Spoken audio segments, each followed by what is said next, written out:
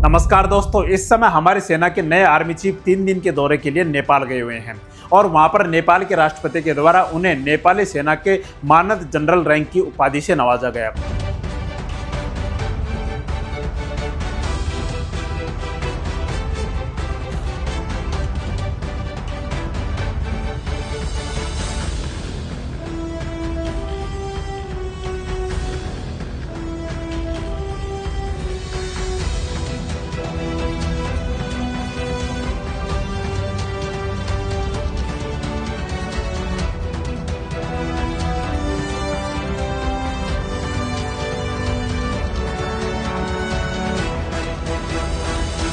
दोस्तों, हमारे army chief की यात्रा उस समय हो रही है जब हमारे देश और नेपाल के बीच में काफी कुछ ठीक नहीं चल रहा है। अभी हम आर्मी की बात करें तो गोरखा भर्ती विवाद को लेकर भी भारत और नेपाल के बीच में काफी कुछ खटास देखने को मिली, क्योंकि दोस्तों जब से हमारे देश में अग्निपथ स्कीम लागू हुई है उसके बाद से नेपाल हमेशा अग्निपथ स्कीम का विरोध करता रहा है। नेपाल का कहना है कि यह भारत और नेपाल के बीच जो त्रिपक्षीय संधि हुई थी उसका साफ साफ उल्लंघन है और अग्निपथ योजना का वो लगातार विरोध कर रहा है। नेपाल का कहना है कि हमारे युवा इंडियन आर्मी में भर्ती होना चाहते हैं लेकिन अग्निपथ स्कीम के तहत भर्ती नहीं होना चाहते हैं, जिसकी वजह से क्या हो रखा है 2022 के बाद से भारत और नेपाल के बीच में जो गोरखा युवा नेपाल के इंडियन आर्मी में भर्ती होने के लिए आते थे वो भर्ती बंद पड़ी हुई है, जिसको लेकर अभी हमारे आर्मी चीफ की यात्रा से पहले पोखरा में प्रदर्शन देखने को भी मिला था और नेपाल के युवाओं को कहना है कि इंडियन आर्मी में दोबारा से क्या की जाए, गोरखा युवाओं की भर्ती की जाए। इसको लेकर काफी विवाद सामने आ रहे हैं, क्योंकि नेपाल का कहना है कि अग्निपथ स्कीम के तहत नहीं बल्कि पहले जिस तरीके से इंडियन आर्मी में भर्ती होती थी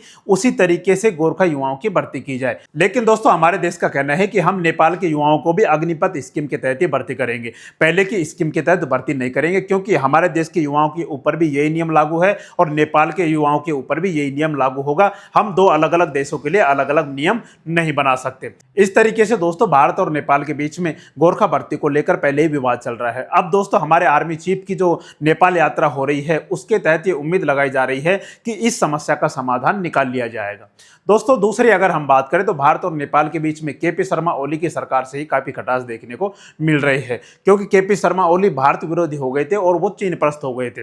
उसके बाद बालेंद्र शाह जी की सरकार आई और बालेंद्र शाह ने क्या किया, भारत विरोधी कई सारे काम किए। उन्होंने एक तो क्या किया, किसी भी देश में जाने से इनकार कर दिया। हमारे देश ने न्योता दिया कि आप हमारे देश की यात्रा पर आओ, लेकिन उन्होंने मना कर दिया। इसके बाद उन्होंने किसी भी देश के राजदूत से पर्सनल मुलाकात करने से मना कर दिया। लेकिन दोस्तों अभी इन्होंने क्या किया, हमारे देश के राजदूत से अभी पर्सनल मुलाकात भी इन्होंने की है। अब दोस्तों इस समय हमारे आर्मी चीफ की जो नेपाल यात्रा हो रही है वो अपने आप में काफी खास है और इससे काफी उम्मीदें लगाई जा रही हैं। अब दोस्तों हम सबसे पहले बात करेंगे कि हमारे आर्मी चीफ को नेपाल की सेना का जो मानद जनरल रैंक की उपाधि दी गई है वह क्यों दी गई है। क्या भारत सरकार भी नेपाल के आर्मी चीफ के साथ ऐसा करती है, और ऐसा करती है तो यह किस संधि के तहत किया जाता है उसको हम सबसे पहले समझते हैं और इसका क्या प्रभाव पड़ता है उसको भी हम समझेंगे। दोस्तों हम बात करें सन 1950 की, उस समय नेपाल स्वतंत्र नहीं हुआ था, मतलब नेपाल में राजाओं का शासन था, नेपाल में गणतंत्र नहीं हुआ था। उस समय 31 जुलाई 1950 को एक समझौता हुआ था, किस किस के बीच, भारत और नेपाल के बीच। उस समय क्या हुआ था, नेपाल के प्रधानमंत्री मोहन शमशेर जंग बहादुर राणा और नेपाल में भारतीय राजदूत चंदेश्वर प्रसाद नारायण सिंह ने 31 जुलाई 1950 को इस संधि पर हस्ताक्षर किए थे। अब दोस्तों यह एक द्विपक्षीय संधि थी और इसको 31 जुलाई 1950 को क्या कर दिया था, लागू कर दिया था। अब इसके उद्देश्य क्या थे, भारत और नेपाल की बॉर्डर को खुला रखा जाएगा, भारत और नेपाल के बीच में मित्रता स्थापित होगी और साथ ही बहुत मजबूत रणनीतिक संबंध बनाए जाएंगे। अब दोस्तों इसके तहत ही क्या किया गया था, इस द्विपक्षीय संधि के तहत, इस द्विपक्षीय संधि के तहत 1950 में इस ऐतिहासिक प्रथा की शुरुआत साल 1950 में हुई थी, जब भारतीय सेना के तत्कालीन commander in chief general KM Cariappa को नेपाल की ओर से नेपाली सेना के मानद जनरल की उपाधि दी गई थी। और उसके बाद क्या हुआ दोस्तों, नेपाल को पहला सम्मान कब दिया गया, भारत ने भी तुरंत उसी वर्ष इस सम्मान को दोहराया। तत्कालीन नेपाली सेना प्रमुख जनरल सर किरण शमशेर जंग बहादुर राणा को भारतीय सेना के मानद जनरल की रैंक की उपाधि से नवाजा गया। इस तरीके से दोस्तों 1950 के बाद से ही इस तरीके का सम्मान जो नेपाल के आर्मी चीफ है उनको भारत के द्वारा दिया जाता है और भारत के जो आर्मी चीफ है उनको नेपाल के द्वारा दिया जाता है।